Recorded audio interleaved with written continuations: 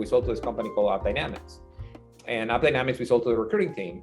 And the recruiting team, we're trying to figure out how to sell more seats. So I'm meeting with the head of recruiting and, can we enable more recruiters? And he tells me, look, we don't have any more recruiters, but this tool could be used by the sales team. Let me walk you over. He literally grabbed me, walked me over to the SDR pit. He called over one of the SDR managers. He's like, sit here and watch his demo. So I demoed it for him. And he said, yeah, we can totally use this right now.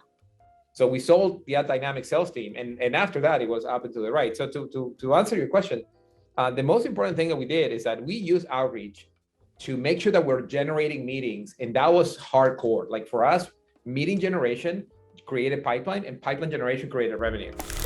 Welcome to Sit Down Startup Founder Podcast, where we interview top founders on all things growth, retention, expansion.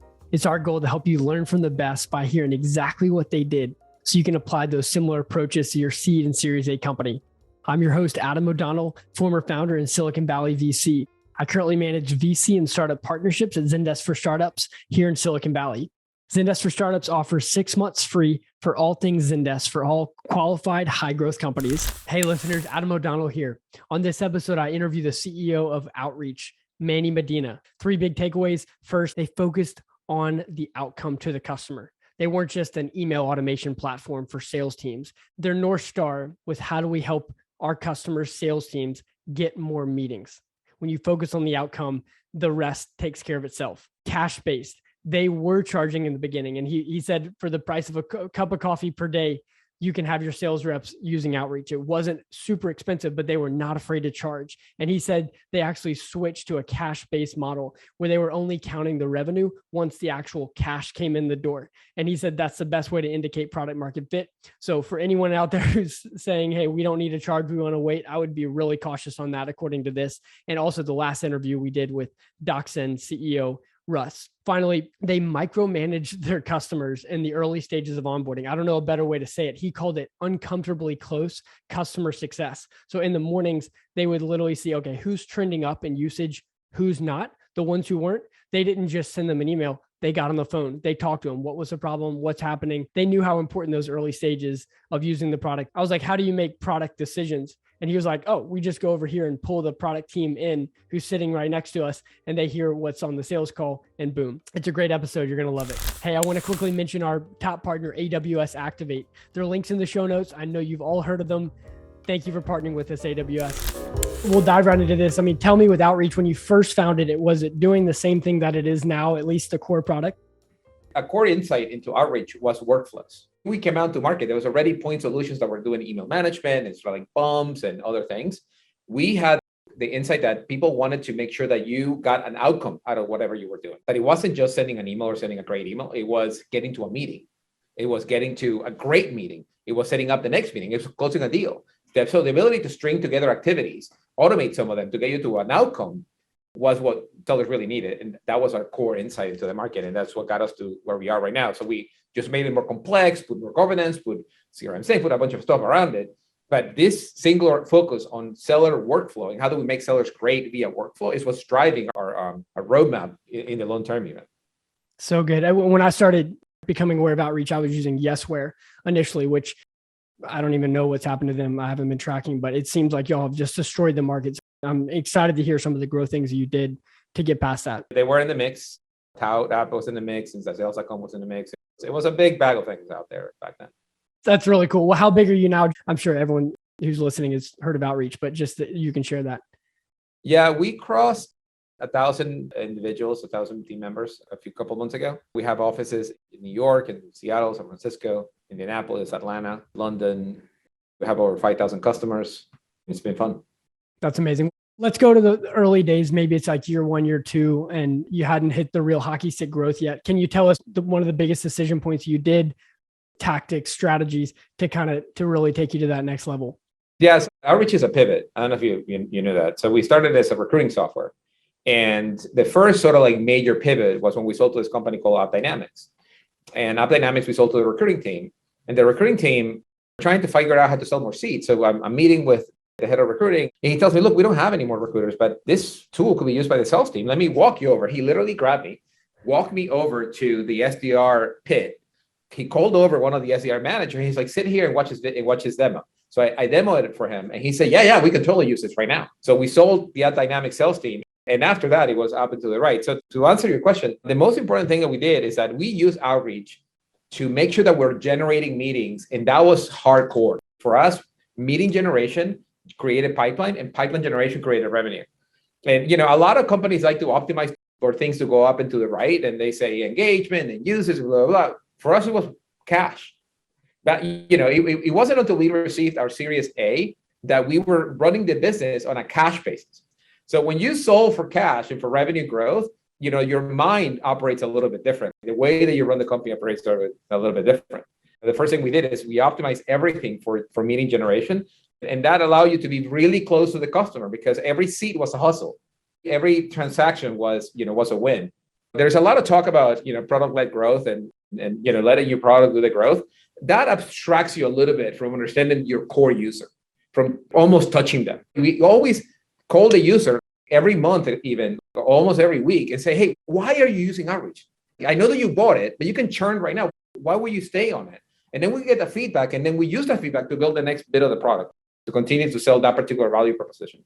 That staying closer to the customer allows you to build pipeline, generate revenue, and know that you have product market fit.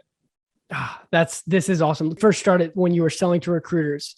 What was that like? Was that just not working in the same way? Because I imagine you took that same approach to sales, but you just had a breakthrough in the segment. It just felt too hard. Understanding product market fit is one of those things, is a feeling, right? It felt hard. There was a lot of promise. We will talk. We will deep dive into your pain. We will identify how do we make it better. We will fit the outreach solution into it. And then you will go away and not buy. And we had that problem, out of every 50 recruiters, only 10, 5 would buy. That didn't feel like an efficient business. And there was always these distractions and they weren't willing to invest in tech. And we had the premise that agency recruiters would buy faster than internal recruiters. The opposite was true. Internal recruiters of fast-growing companies were faster to buy than anybody else. Cloudera, Dynamics, Splunk, there was a bunch of fast and hot, they were the hottest in Silicon Valley. They couldn't hire fast enough, and the recruiters' hires were on fire. And they were the fast buyers, but they only have 5 seats. So the same sales cycle applied to the inside sales team took me to 100 seats versus 5 seats. And the game was over after that. That's really cool. And I think that's what Henry, who introduced us, Henry Schuck, CEO of ZoomInfo, said, that nailing that go-to-market fit. Product market fit was there for the most part, but he said the importance of you have to get that right in the beginning. They were talking about how they use Chorus. I know that they bought Chorus, but he still listens to those calls, understands the objections. And that's some of the biggest insight that he has as a CEO, even now. And it sounds like you've been doing that since day one as well. That's right. And this is the beauty of being in workflow. Is that the workflow gives you records of everything that is happening with every seller, right? So you can listen, through Kaya, now you can listen to calls, but before then, you can just read the emails and see the objections. So we could classify the objections and use NLP to figure out, why are people buying? Why are they telling us no? Why are they going with somebody else? And then why they were churning, or why were they unhappy? So the ability to stay in the workflow is the ultimate level of detail in which you can dig in. You see, man, at the end of the day, sales is a set of conversations and a promise made and then a promise delivered. You see what I mean? So people buy on the promise and then you have to deliver on the promise. You deliver the promise, you need to figure out why. Did you personally have these conversations as a founder in those early days? I think I sold the first either $100,000 or $250,000 of outreach myself. And then when we hired the sales team, they all had quotas and whatever, but they all had a price. I think I gave them a Mac Air or something to the first rep that would pass me in AR. They, all 5 joined. The race was on to beat Manny on AR. And the moment that you beat Manny on AR, you became the top rep. Because I was the top rep first. Oh, that's so good. And how did you, when you had those conversations with customers, how are you including the team, or just how are you thinking with the product? With that? The product team is right here. So I will pull my co-founder in, and that's the product team. This is the product team. So that was the product team. And the other 2 product teams were my other 2 co-founders who were developing. So at the very beginning, the product team was very small. It was my co-founder and myself, and then we hired more developers. We were all in every call. It was an all hands on deck. We were pivoting. We were coming from a world in which we were running out of cash. We were at the very bottom of the pit. Maxed out my credit cards. It was just bad. So for us, every customer was a blessing because, as I told you, we're running on a cash basis. So every customer is cash showing in the bank, is us making payroll. You see what I mean? So for us, it was an all hands on deck situation all the way to almost, $25 million, $100 million in AR. You were charging from literally like day one. Did you ever have a free plan that you started out with, or was? For a cup of coffee a day, you can generate, 5x your pipeline. That is a true acid test of product market fit. If you give me your credit card and you don't cancel, you're a good market fit. That's how we did it. We funded ourselves by selling the product. Actually, just get those dollars in. I think it's forgotten way too much in this world of startup, which idolizes the fundraising, not so much just blocking and tackling, getting the money in the bank. And I'm sure you had no problem raising money when you had actual cash. And so when we were raising our Series A, we had 3 slides. I think the first one said, we sell to salespeople. The second one said, this is sort of the architecture. And third, we said there's 30 million B2B sellers in the world. That was literally our Series A pitch. And then the 4th slide, we used to use Recurly back then. So we had the Recurly ARR page and we would just refresh, because we had 5 sellers in the back, just selling, month-to-month subscriptions. You can see the line going up and up. And he's like, well, I'm sitting here, we're just selling and we're just making money. The longer this meeting takes, the longer I can, longer it's going to take for me to get back to selling. This is a real business. There's no smoke and mirrors. Exactly. Just make one thing go up and to the right and that'll be revenue. I love it. Well, talk to me about expansion, because I'm sure that's been a priority. Like, how did you think about that? What were some of the biggest impact things that you did to increase expansion per customer? So expansion begins with retention and with customer success. So we onboarded every customer by hand to make sure that we understood their workflow, because we sell workflow. So unlike selling databases, selling something else, our workflow means that a human being is going to touch the software, is going to get a result out of it. So we make sure that we understood what the business process we were optimizing for. So we onboarded every customer by hand. And then because, we built the product ourselves, we threw all the signals from the product onto a spreadsheet, literally a Google Doc. So we wake up and see what every person did throughout in our different metrics. Did they log into the product? How many sequences did they build? How many processes do they add to sequences? So how many replies did they get? How many meetings generated out of those replies? And they were all dumped into a doc. And then whoever was not trending, we will call them. What's going on? What's wrong? Where did you get stuck? And sometimes it will be like, you just forgot to turn on the account. These sequences are too hard. Help me get started. We call that uncomfortably close customer success, because we will be literally being like watching behind you as to what were you doing for us to be able to jump and identify what the problem was. And that allowed us to have a really high gross retention number throughout the life of outreach. And once you have a high gross retention, then you can net expand based on that. So once we help you, we ask you, is there any other team in your organization that could be using outreach right now? Do you have a friend who could be using outreach right now? So for us, expansion was actually part of the motion. You see, because we needed to make sure that on an individual basis, we're making you successful. And once you're successful, we'll be like, oh, you should go talk to the mid-market team over in Austin, because they're killing it. They don't have anything. It was very manual at the very beginning. It was fundamentally based on a great retention play. That is good. So talk to me about the details of that. So you're literally pumping product data into a Google Sheet that your sales team sees, or was it an account management team, or was it a customer success team? Well, originally, my co-founder, Andrew, he hired 2 guys. He hired David and Jake. And David and Jake will literally sit down, look at the sheet, who is going to reach out to what customers, and that will be their workday. So our workday was literally driven by what the sheet said where people are doing. And because, we closed during the day, we implemented people at night. On the morning that, all your workflows will be ready, and then we observe who was using and who was not. And whoever wasn't using, we were calling. That was our day. You see what I mean? We sold, implemented, and then we sort of, called them and make sure that they were being successful. Man, this just sounds too simple. It was a lot of work. The work began at 6 a.m. and ended at midnight, almost pretty much every, for the first, almost a year. I'm sure, but it makes so much sense, because I think so many founders are focused on expansion, right? I even asked you about expansion, but you're like, no. If you don't have retention, if you're not nailing the basics, don't even try to expand. Exactly. Because expansion comes naturally. It was so much fun, because getting to know your customers that intimately, they will be like, hey, let's go out and hang out. And even hanging out at a bar, they will introduce you to the manager of the corporate team who doesn't have outreach, and you should go sell them. So at the very beginning, it was such a natural way to expand by making customers successful that we didn't even think so much about expansion, other than just let's just dive in for every single customer, make them great. Grew out. Did you continue to expand out your customer success? Success became our first big hire. So we hired somebody from Aptio first, and he built that out. We then created a whole maturity model where we understand, put you in buckets so that you can have the right person. One of my biggest home runs, and one of the things I'm most proud of, is hire Mike Zinni. Mike Zinni actually came from Zendesk, and he was living here in Seattle. He was getting a little ground down with the traveling to Wisconsin, and then and then San Francisco and whatever. And he wanted to stay local. I'm like, dude, come and help us. I'm a huge fan of customer success. Matter of fact, we call ourselves a success company. because without success, we don't have expansion. So like everything is driven by success. And we were like, finishing each other's sentences. So he showed up and now he runs success, support, professional services, pre-sales. But he was fundamental in like getting that team to scale.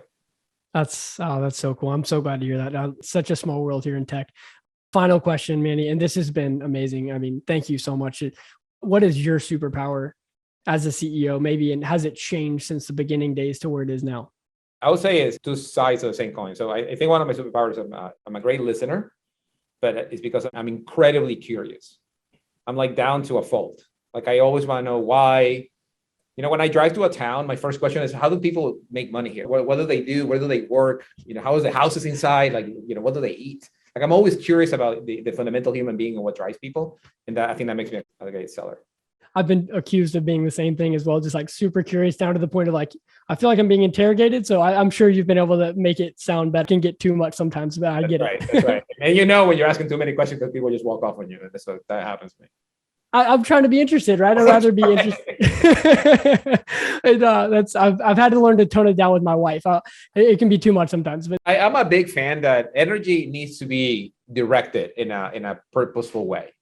You're not gonna stymie it. More people like this whole like YOLO mentality is here, and it's here for all of us. So you want to make as much available to it. There is a saying. I don't know if you heard of the saying. If you want to get something done, you give it to the busiest person. So busy minds are busy for a reason. You want to let them be busy because that makes it more effective. That makes it better people. Even for my directs, I let them to go sit on boards. Go sit on a board. Go see how the world looks like outside. Go learn of other problems we haven't had yet. That makes a better professional. So yeah, of course. I'm sure that's been able to allow you to attract even better talent. Of course. What happens here is that somebody like Sam Nelson, who has a million followers on LinkedIn right now, he's a creator, right? So he thanks us for letting him be a great SDR, a great manager, a great leader, and a great creator at the same time. So now you attract the best of both, right? And that accrues to the average brand. What do you say to those objections around just the standard reasons why big companies don't allow side hustles as frequently? What do you say to those objections? Because I'm sure your legal team has said something. They haven't. What could be the objections? Are they working less? No, they're never working less. So this is the interesting thing. Those people who are doing side hustles are usually the highest performer. And that's the thing, is that if you're not a high performer, if you're not supporting you to be a high performer, this is just not the place for you. And like, we fail you, but let's just get to an agreement that this is just not a great place. Now, if you're a high performer, you're going to be a high performer and you're going to do your creative work too. I started another podcast on the side called The Top VC, and I literally do that. Zendesk is super flexible. They let me do it. And I've been able to interview some awesome people. And it just gives me this excitement because I was a founder. So now I'm here and I'm able to have that energy as a founder and still be able to hustle. It actually just makes me want to stay here even longer because I feel like it's nurturing and I know it's helping the Zendesk brand as well. So it's a perfect example. That's exactly right. It makes you have better conversations, especially if you're customer facing. The richness of your conversation is of a different level, right? Because like some other SDR or AE or whatever is going to be talking to you, and they don't have this panoply of interesting experiences. So making you a more interesting human being also makes you a better, customer facing individual. Man, this has been so good. Absolutely. Manny, thank you for your time. We'll end it right there. Boom. Thank you. That's a wrap. Thanks for listening. Make sure to subscribe on Apple, Spotify, and Google. If you want to learn more about Zendesk for Startups and our free offer, please check out our website at zendesk.com/startups.